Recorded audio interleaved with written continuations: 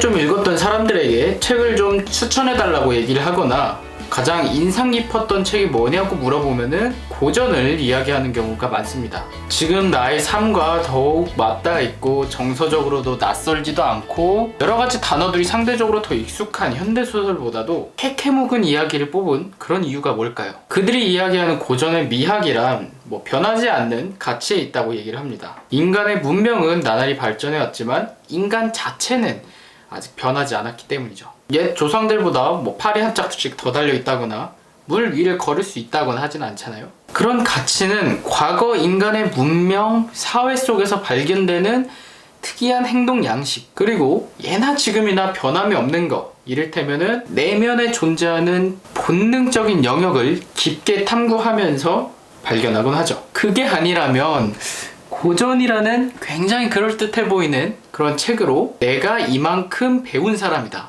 내가 바로 지식인이다 라는 것을 뽐낼 수도 있겠다는 생각을 하고는 합니다. 솔직히 말해서 태반은 그런 것 같아요.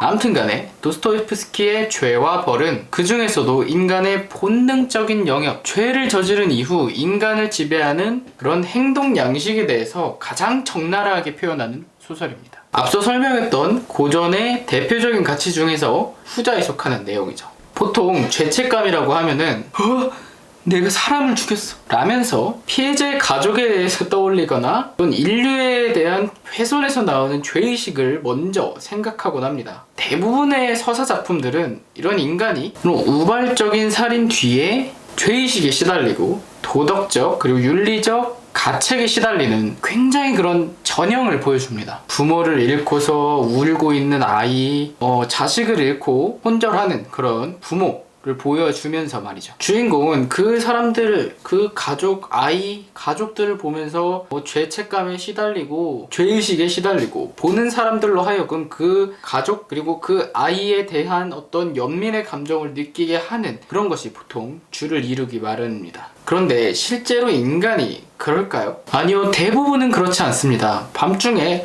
취객과 시비가 붙었다고 가정을 해봅시다. 몸싸움으로 번진 끝에 상대방을 밀었는데 그 사람이 발을 헛디뎌서 머리를 부딪혀서 죽었어요. 그럼 대부분의 경우는 어떻게 할까요? 사람들은 대부분 그 시신을 풀숲에 숨깁니다. 그래도 안 되면 어떻게 접든 자르든 훼손을 해서든 간에 그것을 덮으려고 할 거예요. 그리고 도망가겠죠? 현실적으로 봤을 때 우발적인 살인 뒤에는 도덕적인 죄의식보다 검거에 대한 두려움이 더 크다는 것을 추측할 수가 있습니다. 이 같은 사실은 이미 여러 가지 논문으로도 그리고 여러 가지 책들에도 기술이 돼 있을 만큼 많은 부분 연구돼 있던 사실입니다. 그런 면에서 윤리적이고 도덕적인 측면에서 고통받는 주인공을 다루는 그런 서사들은 굉장히 위선적이라는 느낌을 늘 받아왔어요. 아마도 가족들의 눈물, 가해자의 죄의식으로 시달리는 그런 고통들이 심파적인 눈물 짜내기 아주 좋은 이야기이기도 하고 그다지 풀어내기 어려운 과제가 아니다 보니까 대부분의 서사에서 그렇게 다뤄지는 게 아닐까 생각을 하곤 합니다. 그런데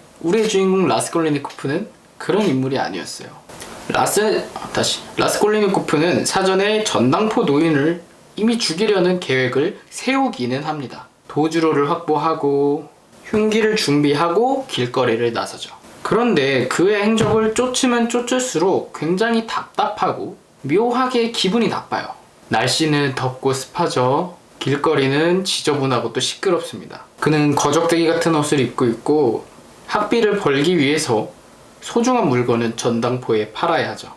게다가 이놈 자식이 소심하기까지 해서 전당포 주인을 마주쳐도 흉기를 제대로 꺼내 들지를 못합니다. 그런데 노파가 그 흉기를 발견하고 비명을 지르는 순간 또 누군가가 문을 열고 그 현장을 마주한 순간 그는 충동적으로 두 사람을 죽인 뒤에 증거가 될 만한 것들을 급하게 챙겨서 도망가죠. 언뜻 보면 굉장히 계획적으로 흉기도 준비해가고 도주로도 확보할 만큼 계획적인 살인 같지만 사실상 굉장히 충동적인 살인이죠. 이 라스콜리니코프의 내면을 아주 잘 표현해서 만약에 그 날씨가 그렇지 않았고 길거리가 깨끗했다면 그러지 않았을지도 모른다는 그런 생각을 들게 만드는 것이 아주 유명한 이 소설의 첫 문장의 중요한 기능이기도 합니다. 어쨌든 이후 그의 행적은 자신의 사랑하는 여자와 그리고 가족 그리고 자신의 여러 가지 일들을 정비하려고 하지만 끊임없이 조여오는 수사망, 그리고 그것에서 발현되는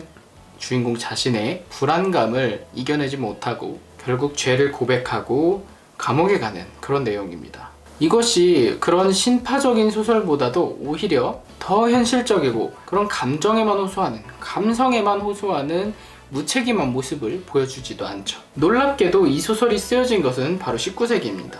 앞서 설명한 우발적 살인에 대한 연구는 바로 올해 2020년에 진행된 논문 내용이고요.